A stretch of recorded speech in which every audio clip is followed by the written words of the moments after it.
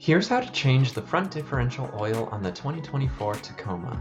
First, remove the skid plates. There's 8 12mm bolts to remove. Then, loosen the fill bolt with a 10mm hex to make sure you can remove it. Then, remove the drain bolt with a 10mm hex and drain all of the oil. Make sure to remove the old crush washer that's sometimes still stuck against the differential. Then wipe off the accumulated metal on the drain bolt, put a new crush washer on, and reinstall the drain bolt to 48 foot-pounds of torque. Then refill the oil using about 1.6 quarts of 75W85 oil.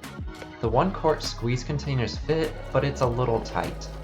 Fill till the oil starts to drip out of the bottom of the fill hole.